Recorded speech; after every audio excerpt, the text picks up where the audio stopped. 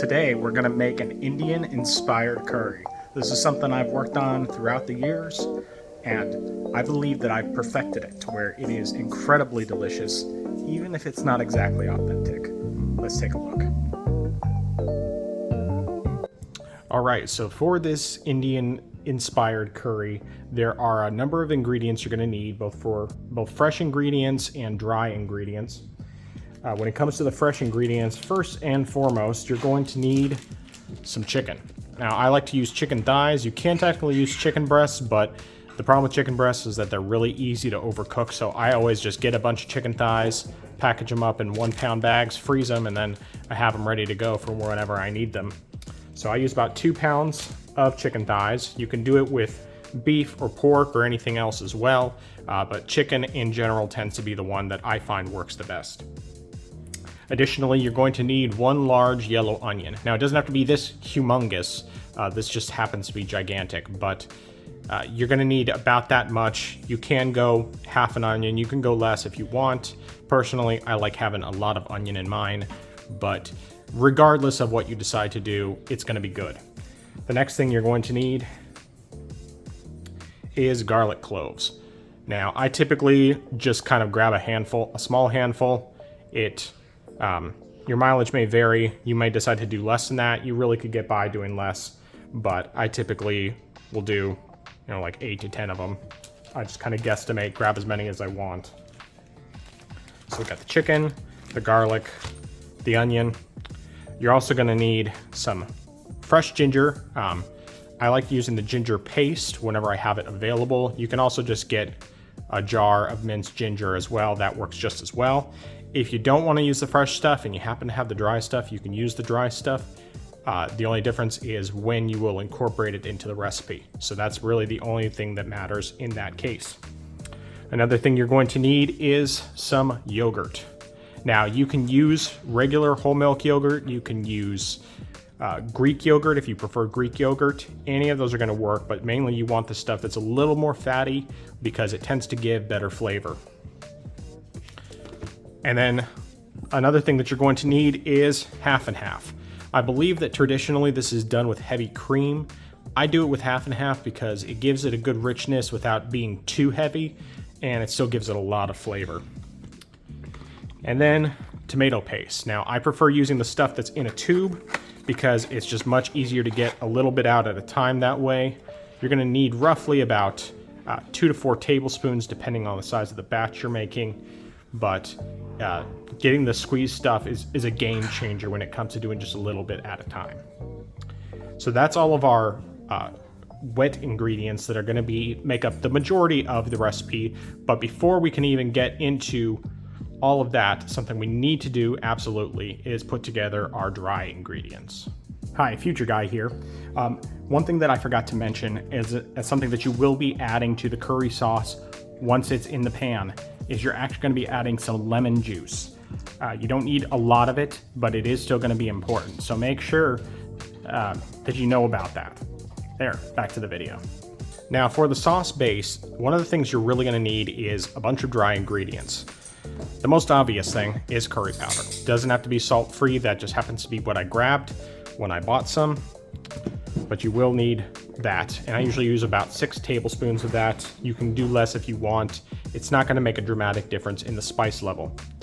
The next thing you're going to also need is some bay leaves. These do actually get added more towards the later part, right when you get everything put together, but you do need these. I typically use a couple at a time.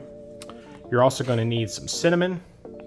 Doesn't really matter what kind you use. Any ground cinnamon will do the trick. Paprika, smoked paprika, Spanish paprika, any kind of paprika you want should do just fine. You're going to need some white sugar, plain white sugar. You don't use a whole lot of it, but it is just something that kind of adds a little bit more sweetness to it. And it might seem like, oh, I don't want sweetness. Well, you're using very little, and it honestly doesn't actually make it sweet. It just kind of cuts through some of what's already there. And then one of the last ingredients you're going to need is probably the most important one of all, honestly, and that is chicken tomato bouillon. Now, I know this kind of looks crusty. It's because I reuse the same container and then just scoop it out of a bigger one, so I have a smaller one on hand. But this is by far the most game-changing seasoning when it comes to this whole recipe. And the amounts, it's going to vary depending on how much salt you like in your recipe, but it's basically something you're adding right near the end, and then you're just adding it to taste. And then, of course, one of the obviously more important things that you need is some spice. So I just do some cayenne pepper. Because of the fact that not everyone in my family likes spicy food, the way I've been doing it lately is I will actually just add the cayenne pepper to individual servings rather than adding it to the entire batch. That way, for my kids who don't like spicy food and for my in-laws or anybody else who doesn't like spicy food, they can have it without that. They're still getting the flavors without having to worry about the spice. And this way also you can add however much spice you like or don't like. I personally like it pretty spicy. I have friends who like it really, really spicy, and my wife is kind of somewhere in between. And then the final ingredient, which you may or may not need, if you didn't use fresh ginger to go with the fresh ingredients, you can use some pre-ground dried ginger. This is one of those things that it really doesn't matter too much whether you add the dry stuff with the dry spices or if you add the wet stuff with the wet foods. Either way, it's going to work out just fine. The recipes taste great no matter what you do. Now, with all that being said, we're going to mix all the dry ingredients together with the exception of the tomato chicken bouillon, the ground ginger in this case since I'm using the fresh stuff, and the cayenne pepper. We're mixing everything else together. Now, for the measurements that we have here, everything's all mixed together. I did this off camera. We're going to do about 6 tablespoons of curry powder.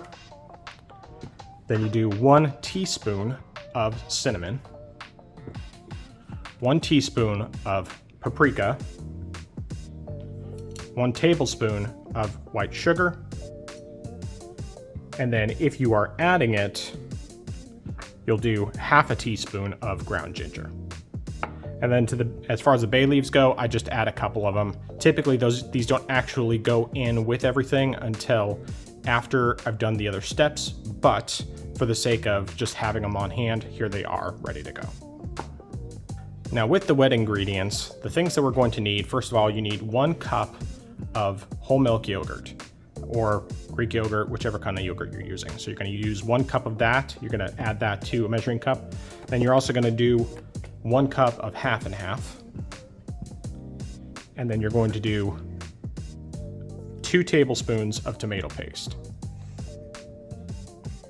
And once you mix all those together, it'll be all ready to go so that when it actually comes time to add it, you're not scrambling to do it while having to worry about anything potentially burning. All right, now here's the mixture, the yogurt, half and half, and tomato paste. The one thing I want to note is that if you want to be a little more precise, you can actually do, I do about 228 grams of yogurt and then 30 grams of tomato paste. So that just kind of gives a little more accuracy in about how much that I do. Now, I'm not always quite that accurate. A lot of times I'll just kind of eyeball it because I've done it enough times to where I know, but if you want more precision, that is what you want. All right, so now we have our onion, our garlic, and our ginger all ready to go.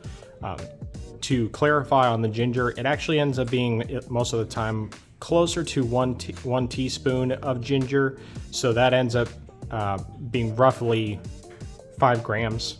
The garlic, I didn't actually weigh it out, but this is just basically what it ended up looking like in the end. So one thing I do want to point out with garlic, you can of course chop it up if you like to chop it up. Personally, I always use a garlic press because it's just much faster, and even though the thing's a little bit of a pain to clean, it still works just fine. So these are the first things we're going to need to get everything started. So now we're going to move over to the stove and we'll get started. So to begin cooking, one of the first things you're going to need is a large flat-bottomed pan. I like to use a big Dutch oven, but that's not absolutely necessary. Really just use anything that's got a decent amount of depth to it. I don't actually know how much this is. I think it's something like, well, honestly, I don't know. I'll add it in the description below. for what it actually is in terms of size. But what you need is you need a good large saucepan, and then you need something to lubricate it essentially. So I typically will use coconut oil. This is, once again, definitely not authentic, but you can use coconut oil, you can use avocado oil, you could use olive oil, you could use basically any kind of oil you want. You could use beef tallow, you could use duck fat, any number of different options, but I always use coconut oil. As I've modified over the years, that's one thing that I've found doesn't really seem to impact the flavor in any negative way. So go ahead and start that up, and I typically go roughly about 3 tablespoons. It's not going to be exact because it doesn't need to be exact.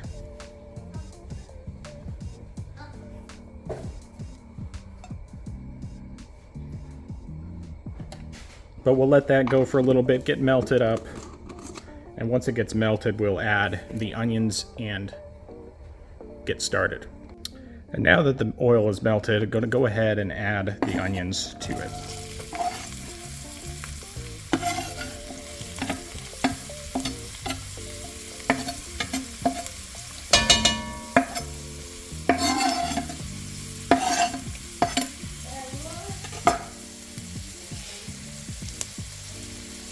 One thing I did forget to mention is that initially you're going to want your heat up medium to high. Either way, it's going to work just fine, but with those onions added, go ahead and saute them for a while. And basically we just want to get them semi-translucent. I'm going to turn down the heat a bit to more of a medium heat, and we're going to let that go for a little bit, and while we're doing that, we're going to go ahead and get the chicken cut up. Alright, now the onions have had a pretty good amount of time to get cooked down. They're not exactly translucent. That may have not been the best way to put it, but the main thing is you just want them softened. That's really what you're looking for, is for the onions to be softened a bit. And once they're softened, that's when you'll add your garlic and your ginger to the mix. Now with the garlic and the ginger, it's really easy to get this burnt. And that's the reason why you basically just want to mix them up until it gets reasonably aromatic. Once you can really start to smell them, that is when we get to add our spices. Now, of course, as I stated before, if you didn't have fresh ginger to add with the garlic, you could just add it to the dry mixture. As you can see, I went ahead and took out the bay leaves because we're not actually going to need them in the mix yet, but you're going to just add that directly to the pan. And once that's added in, you're going to saute it a bit. And basically you just want to get it ever so slightly cooking to where you get all the smells coming through, giving you that very nice curry smell. And after this is where we're going to add our chicken. Alright, so once again we have 2 pounds of chicken thighs. I cut them up in pretty big chunks. You can cut them obviously whatever size you like. You don't need to add any seasoning to the chicken. All that's going to be added right here in this step.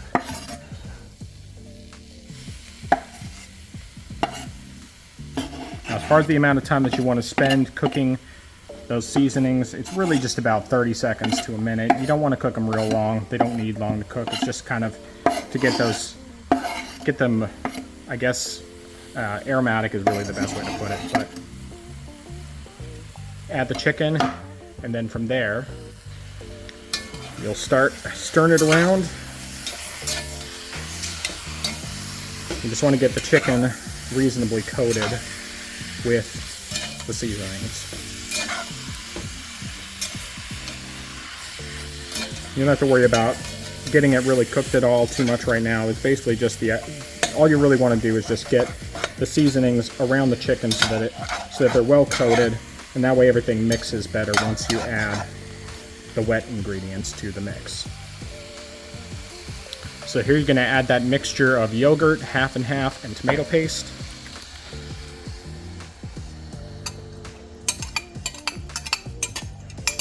And see, if you don't mix all this stuff beforehand, it can just be a lot more tricky to get everything well incorporated, especially when it comes to the tomato paste, because I find at least in the past from my experience, that if you don't mix it in ahead of time, it ends up just being more of a pain to get it really well incorporated. So here, all you're gonna do is you're going to add, you're just gonna mix all this together nicely.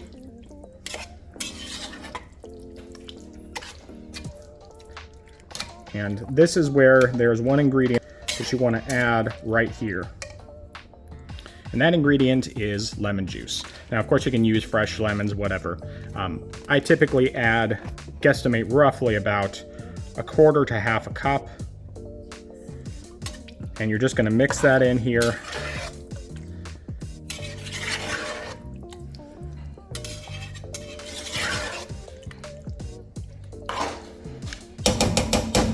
And that's all there is to it. Now from here, you're gonna turn up the heat, get that up to a boil, and then once it gets up to a boil, you're gonna reduce the heat and let it simmer for 20 minutes. And although we're gonna let it simmer for 20 minutes, let's just go ahead and make sure that you check up on it at about the 10-minute mark, because at that point, that's when you're going to start adding the spices if you wanna add any additional spice. And I almost forgot, got to add those bay leaves. So mix those in as well.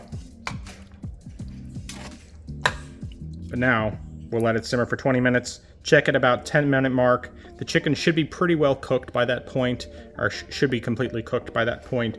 But we still want to check it at that point because that's when we're going to add chicken tomato bouillon. All right, now while the curry is simmering, at this point you're going to want to get some rice going. If you're doing anything other than minute rice, which minute rice you can typically do a lot faster, I typically like to go with royal basmati rice. This is, I know the zoom is kind of awkward on this based on the camera position, but I believe basmati is typically what they serve with curry.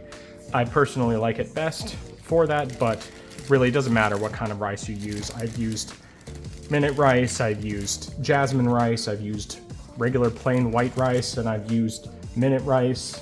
I've used basically medium grain sushi rice.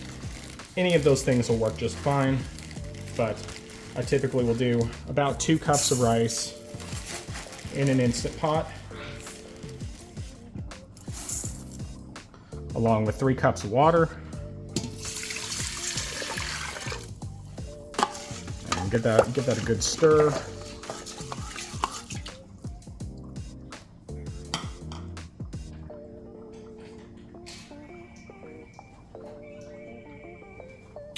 And I'll cover it up. Set it on the pressure mode. Hit the rice button and let her rip. And basically that'll take you roughly about 15 to 20 minutes to complete. In that time, if you don't have an Instant Pot and you don't have the option of cooking that way, the other thing you can do, same amount of rice, same amount of water, so that's 2 cups rice, 3 cups of water, and just do it on the stove top. You bring it up to a boil, and then once it gets up to a boil, you turn it down into low and cover and just stir occasionally and cook for 15 minutes.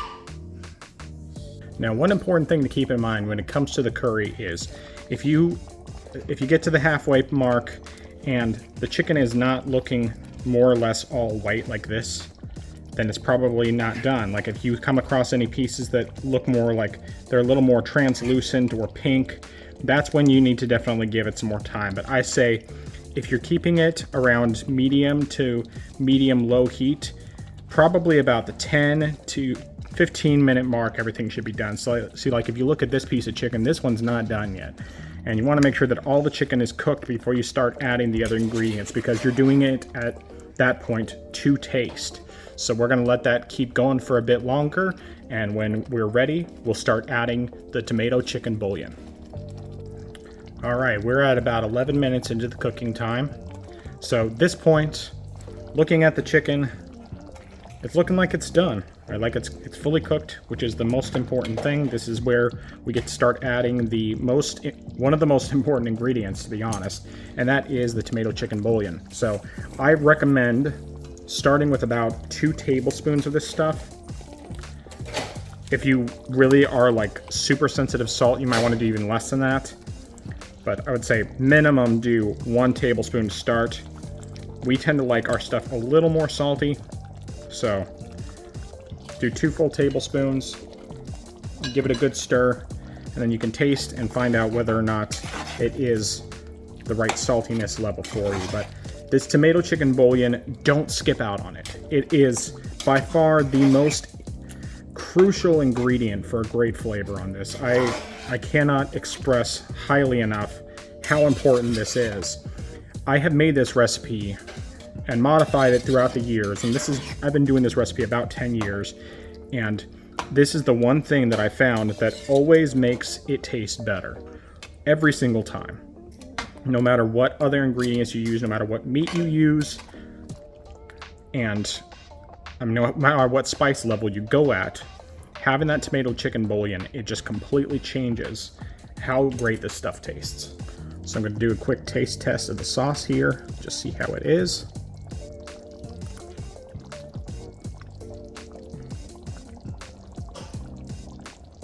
Personally, I think that it could use maybe a tiny bit more, but it needs very, very little. 2 tablespoons seem to be right about the sweet spot for us. So, but I'm just going to add essentially another teaspoon, just a little bit more to make that kind of a good amount of saltiness that all of my family likes. Get that well incorporated.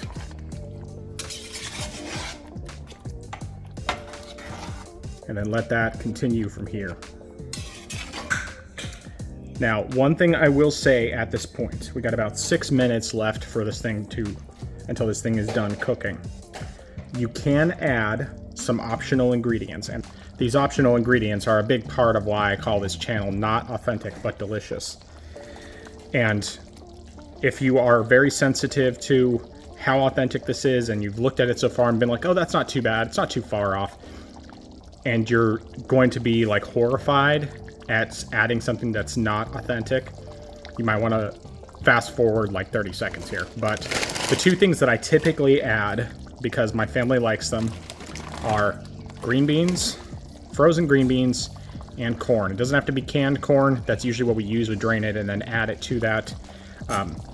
For the sake of keeping this a little more comfortable for most people, I'm not going to add those right now, so that way you can see what it looks like both with and without.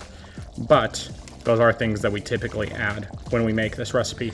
And if you're doing frozen vegetables, especially green beans or corn or even fresh vegetables, this is pretty much the time when you want to add them, because they don't need a lot of cooking time, but you do want to add them while it's still cooking, and that way the green beans can get cooked. You can technically cook those things ahead of time and just add them in, but if you're using frozen or fresh, typically you want to get them in long enough to where they have a chance to cook all the way through and not be partially frozen. It might seem like, oh, this is going to water it down. It actually doesn't really hurt it all that much because of how thick the half and half and yogurt combined makes everything. All right, the rice is finished, the pressure is released, and now we're going to take a look at our beautiful basmati rice. We'll be adding this to the curry, and it's going to be glorious.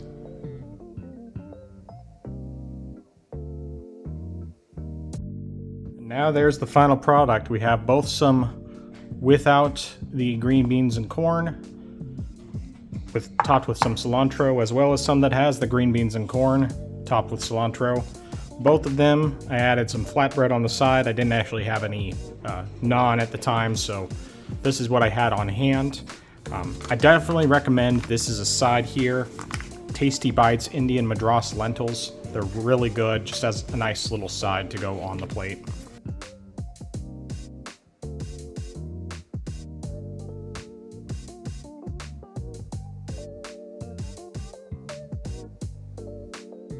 And now the taste test.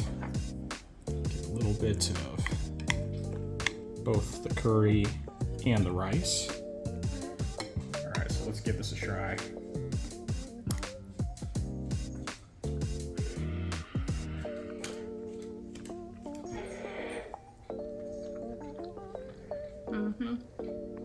Good as always.